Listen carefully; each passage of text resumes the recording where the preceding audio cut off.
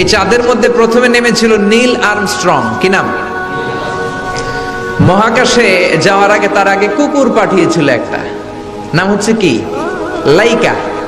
লাইকা নামে একটা কুকুর পাঠিয়েছে, যে মরলে আগে কুত্তায় মরুক, আমরা বেঁচে থাকি, ঠিক কিনা?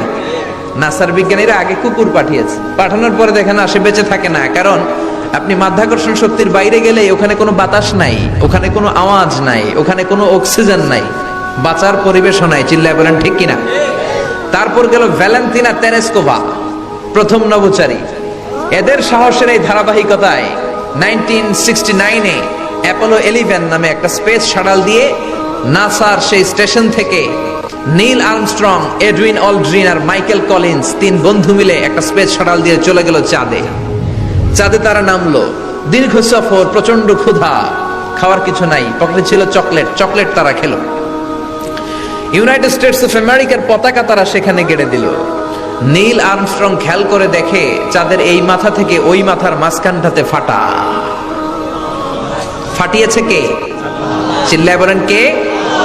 সে পরবর্তীতে পৃথিবীতে এসে বিশ্বনবীর বায়োগ্রাফি করে জানতে পেরেছে এটা বিশ্বনবী আঙ্গুলের ইশারায় ফাটিয়েছিলেন। পড়েন আল্লাহু আকবার।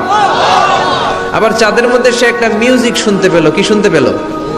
চমৎকার একটা মিউজিক। কিন্তু পৃথিবীতে এসে কোথাও এই মিউজিক সে পায় না, কোথাও এই মিউজিকের ক্যাসেট অ্যালবাম খুঁজে পায় না। পরে আমেরিকার একটা প্রেয়ার হলের পাশ দিয়ে সে হেঁটে যাচ্ছে, হঠাৎ দেখে ওই মসজিদের ভেতর থেকে ওই মিউজিকটা বাজে যেটা সে চাঁদে শুনেছে। মসজিদে ঢুকে দেখে একজন লোক কানের মধ্যে দুই হাত দিয়ে এই মিউজিকটা বাজায়। আসলে এটা কি মিউজিক না আজান? চিল্লায় বলেন মিউজিক না আজান? সে ভিতরে ঢুকে মুয়াজ্জিনরে বলে, তুমি এত বড় সিঙ্গার, এত বড় মিউজিশিয়ান, তোমার গান, তোমার মিউজিক চাঁদেও বাজে, কি এটা? সে বলল, এটা গান নয়, এটা মিউজিক নয়, এটা হচ্ছে আজান। চিল্লায় বলেন ঠিক কিনা? সে আজানের ধ্বনি আজও আছে না নাই? কিন্তু এক দলের আজানের ধ্বনি ভালো লাগে না, এরকমও আছে না নাই? কোরআন ভাল লাগে না, আছে না নাই? ইসলাম ভাল লাগে না, আছে না নাই? বিশ্বনবীকে গালি দেয়, এরকম আছে না নাই? বিশ্বনবী গোটা বিশ্বকে শিখিয়েছে সভ্যতা, সংস্কৃতি, সিভিলাইজেশন। এই মহান মানুষটিকে যারা গালি দেয় এরা মানুষ নয়, এরা পশু, এরা পিতৃ পরিচয়হীন জারদ সন্তান। চিল্লায় বলেন ঠিক কিনা?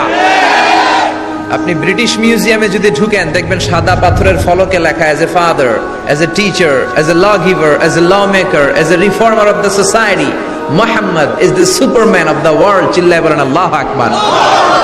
স্বামী হিসেবে, পিতা হিসেবে, নেতা হিসেবে, সমাজ সংস্কারক হিসেবে মুহাম্মদ হচ্ছে এই পৃথিবীর একজন সুপারম্যান। এজন্য বিশ্বনবীকে যারা গালি দেয় এরা মানুষের কাতারে পড়তে পারে না। চিল্লায় বলেন ঠিক কিনা?